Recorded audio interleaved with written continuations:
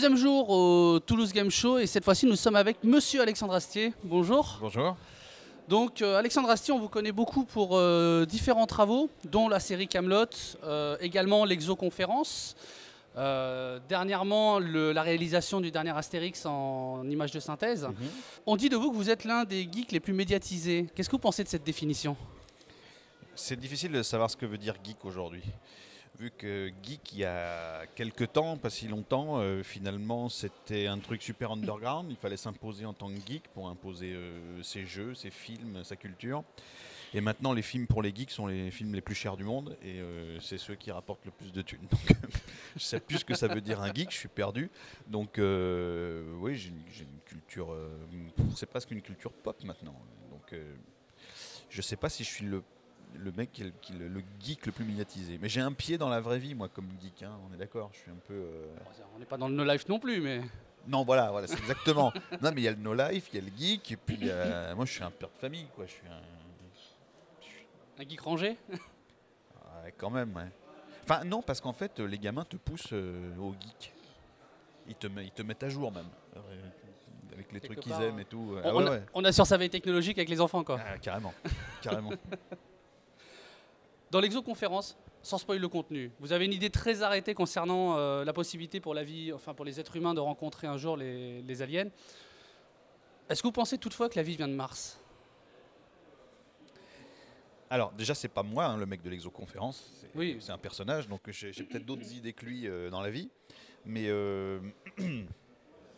c'est très difficile pour les exobiologistes de savoir quelle est la première petite brique de la vie. Est-ce qu'elle vient des comètes? C'est le but de la comète, c'est le but de l'étude de Tchouri avec Philae, etc. Donc on ne sait pas, je ne vois pas pourquoi elle viendrait spécialement de Mars. L'autre truc qui m'intéresse en ce moment, c'est le fait qu'ils aient trouvé du plancton à l'extérieur de l'ISS. Du plancton marin collé aux vitres à l'extérieur de l'ISS. Alors il faut vérifier, mais bon, c'est quand même dans des journaux très sérieux.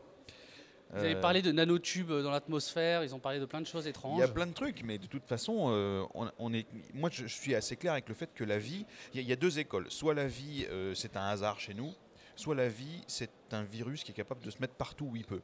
Comme sur Terre d'ailleurs, dès qu'il y a un coin, ça marche. Mais même dans ce cas-là, je serais très heureux d'apprendre qu'il y en a dans le système solaire, de tout ça, etc. Ce que je conteste, c'est la possibilité de partir très loin, de partir dans un autre système solaire pour découvrir la vie. Nous, physiquement, je trouve ça complexe. Mais bon, ça se discute. Ce serait un peu compliqué quand même, surtout avec la technologie d'aujourd'hui, mais bon, peut-être pourquoi pas plus tard. Non, mais ce qui est drôle, c'est j'insiste sur le truc, mais il n'y a pas très longtemps, il y a une étoile qui s'appelle KIC, quelque chose, on a soupçonné qu'il y avait des sphères de Dyson autour, des complexes extraterrestres, des machines, des trucs. Oui. Ça va très très loin, quoi. Personne n'a dit, par exemple, qu'à 1480 années-lumière, ça veut dire qu'on voit déjà une image qui a 15 siècles, que si on leur envoie un message, il arrive dans 15 siècles, et qu'il y a des milliards d'autres choses que ça peut être, à part des structures extraterrestres autour d'un truc qu'on ne connaît pas. Donc la thèse extraterrestre vient très très vite, quoi. Trop vite, à mon avis. Ah, bah justement, pourquoi avoir fait une conférence sur le sujet? Quelle était vraiment la genèse de ce projet de l'exoconférence? Je pense que c'est à part le sujet lui-même qui m'a toujours intéressé, parce que le fait d'écrire un spectacle là-dessus, ça permet d'étudier, ça permet de rencontrer des consultants, ça permet de mettre un vrai pied dans le sujet, quoi. Ça, c'est très agréable.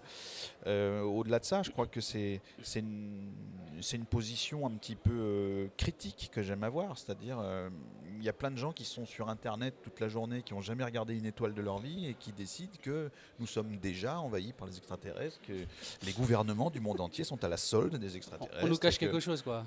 On nous cache forcément des trucs. Et moi, je pense qu'on nous cache certainement des trucs. Je ne veux pas être naïf non plus, hein.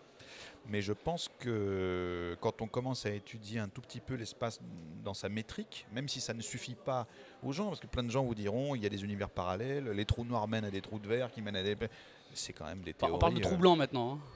Mais on parlera de tout ce que vous voulez. Mais il y a de toute façon, les astrophysiciens qui en font leur métier n'ont pas les moyens de prouver que les trous de verre existent, qu'ils n'existent pas, qu'il y a des univers parallèles. Les scientifiques s'arrêtent là où ils s'arrêtent. Après, les spéculations, on peut tout spéculer, on peut tout inventer, mais c'est pas très pratique, quoi. Question d'une femme, une fan. Jamais. Non, mais déjà, non, mais ni l'un ni l'autre. Question d'une fan qu'on embrasse ici. Donc, oui. Axel, c'est pour toi. Faire rire avec votre finesse culturelle, votre lucidité, ne vous donne-t-il pas parfois à pleurer sur ce que vous nous offrez à rire? C'est bien dit. Je suis pas responsable de ce que j'aime pas. Je suis pas responsable de tout ce qui se projette et je suis pas responsable de ce que les gens aiment regarder ou pas. Je trouve qu'il y a plusieurs façons de regarder quelque chose à la télé. Il y a plusieurs qualités de rire aussi. Il y a plusieurs qualités d'écoute. Il y a plusieurs. Moi, j'essaye de faire le spectacle que j'aimerais voir en fait. Et j'avoue que dans beaucoup d'émissions que je regarde, comme ça en passant à la télé, des trucs qui font appel à rien chez moi et qui me font pas confiance. En fait, j'aime pas les trucs qui me demandent rien, qui exigent rien de moi et qui me prennent pour un imbécile. C'est assez désagréable comme sensation. Mais après, il y en a qui doivent aimer cette sensation-là, une espèce d'écoute totalement passive, totalement déconnectée. Et je comprends, je critique pas, mais moi, je m'emmerde vraiment. Mais il y en a, ils disent ouais, je m'emmerde, mais j'aime bien, ça me détend. Moi, ça m'emmerde pas du bon côté, ça m'emmerde juste pas bien, quoi. J'ai envie de faire autre chose. Ouais. C'est pas juste poser le cerveau et... Mais non, mais le cerveau, c'est pas un truc qui chauffe et qu'il faut faire refroidir. Hein. Ça peut chauffer longtemps, le cerveau, c'est pas grave. Oui.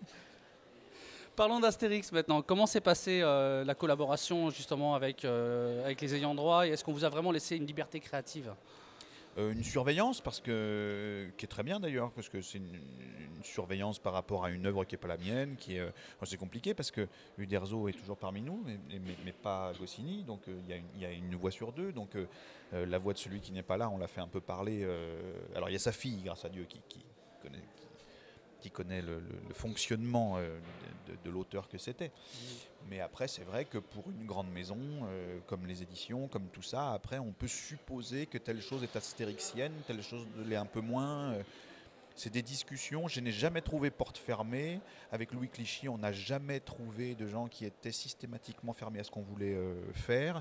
Et le film ressemble point pour point à ce qu'on voulait mettre dedans. Donc non, on n'a pas souffert de ça. Mais des fois, il a fallu se battre un peu parce que ce qu'il y a à l'écrit, des fois, c'est pas fastoche de s'imaginer ce que ça va être sur le film. Donc bon, mais voilà.